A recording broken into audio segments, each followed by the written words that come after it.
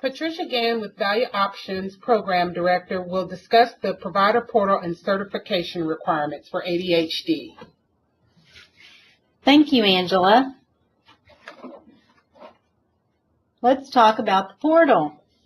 The provider portal is a secure, user-friendly, multi-payer tool that allows providers to enter required quality metrics not captured in claims data for specific episodes. For our purposes today, we'll be looking at the ADHD episode, those with ADHD primary diagnosis.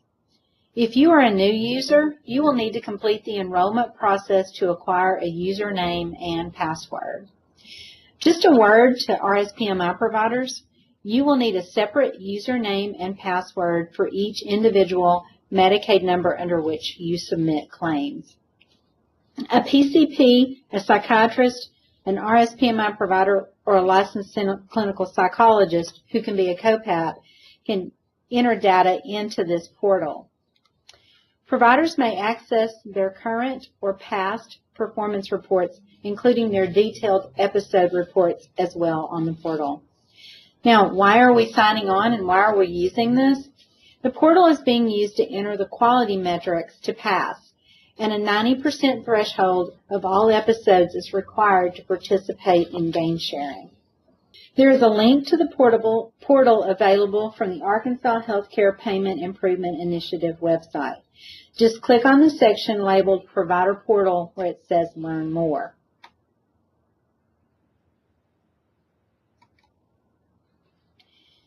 This will take you to this screen. From this screen, you can access a guide that explains how to read the reports with illustrations, a step-by-step instructions into using the portal, and also contact information for customer support for AHIN and for the Arkansas Payment Improvement Initiative.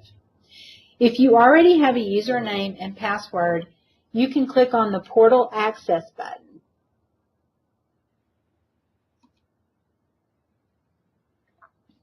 You may now enter your username and password to log on to the portal.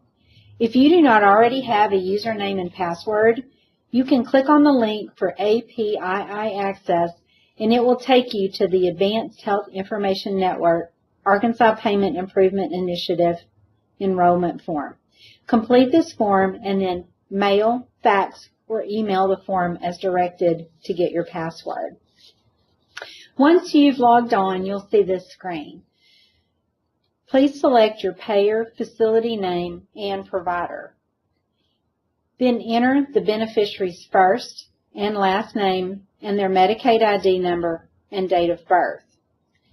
The date of service is the first date of service for this beneficiary after October 1st, 2012. You'll also notice that there are two questions on here. Have you previously treated this patient for ADHD? And is this a severe patient who requires level 2 care? For the purposes of today, we're going to say to the first question, have you previously treated this patient for ADHD? We're going to answer yes. This is based on current active beneficiaries. In other words, were you providing services to this beneficiary prior to 10/1/2012? If you have previously provided services to this beneficiary and they have discharged from treatment but have returned to treatment after October 1st, 2012, then the answer to this question is no. If you answer no, you'll be prompted to complete the quality assessment that we'll look at in a moment. But if you answer yes, then you will need to complete the continuing care certification.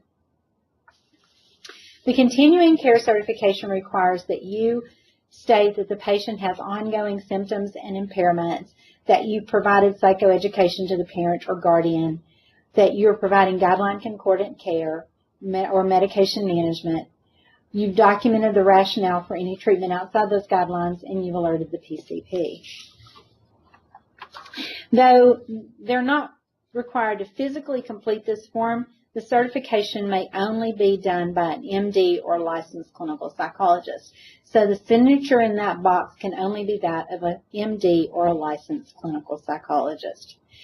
Though RSPMI organizations have many other providers which provide services, please remember that still a PhD or an MD are required. If you answer yes to is this patient severe or are you escalating them to level 2, then you will need to complete the severity certification. The severity certification requires that you answer the questions or click one of the boxes, that there has been an inadequate response to medication management, there have been severe side effects of medication, that there are major environmental or familial complications, or you enter another reason why this person or this beneficiary is being escalated to level 2. And at that point, then there would be the entering of the MD or psychologist's signature again.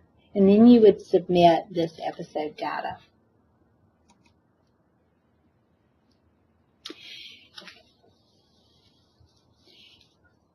If you say, is this person severe? No. And you have not previously treated this beneficiary. You began treating them after October 1st, 2012. Then you will not be able to complete a severity certification until the beneficiary has been treated or evaluated for 60 days. You can see the frequently asked questions on pages 6 and 7 on the website in reference to the vision and hearing screenings. Reference the Medicaid Child Health Services EPSDT manual for who may complete the screening. Sufficient documentation would include the location, provider name, and date of completion of the hearing and vision screening. Please also remember that a diagnosis of ADHD requires an in-person assessment and reports from at least a minimum of 2 settings. That those symptoms which have lasted for at least 6 months include 6 symptoms of inattention and 6 symptoms of hyperactivity, impulsivity, and that the onset is prior to age 7. There also needs to be screening for common comorbidities using a broadband diagnostic or similar tool, a family history, and evidence of ongoing communication with the PCP. This slide in the portal also contains the DSM guidelines for ADHD. We've already talked about the first ones, the 6 symptoms and the 6 symptoms in category A and B. Then going to the next page on this, note that the symptoms have to cause impairment that is present before the age of 7, that there's clear evidence of clinically significant impairment in social, work, or school functioning, that the symptoms don't happen only during the course of another diagnosis such as pervasive developmental disorders, schizophrenia, a psychotic disorder, or other disorders, and that those are ruled out using the broadband assessment tool. Then at this point, once again, you would submit the data, the episode data. So let's go ahead and wrap all of this up. The quality assessment is for all new patients entering the episode after October 1st, 2012. It's to be completed by the provider who will be delivering care, and it encourages a thoughtful and high-quality assessment and diagnosis, remembering that assessment codes are not included in the episode cost. Appropriate diagnosis of comorbid conditions is encouraged using a thorough assessment and broadband assessment tools. The continuing care certification is required on all recurring ADHD primary beneficiaries within the episode model. Beneficiaries in care prior to October 1st, 2012 are also included in the continuing care certification.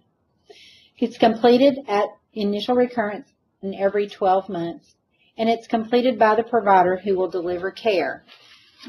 It includes certification of adherence to basic quality and guideline concordant care and reevaluation and management at the physician's level. The severity certification is required at escalation to level 2, either the initial or a recurring escalation to level 2. It's required at that escalation in every level 2 episode thereafter, and is completed by the provider who will deliver care, an MD or a licensed clinical psychologist. And it requires certification for those in level 2 by a physician providing level 2 care.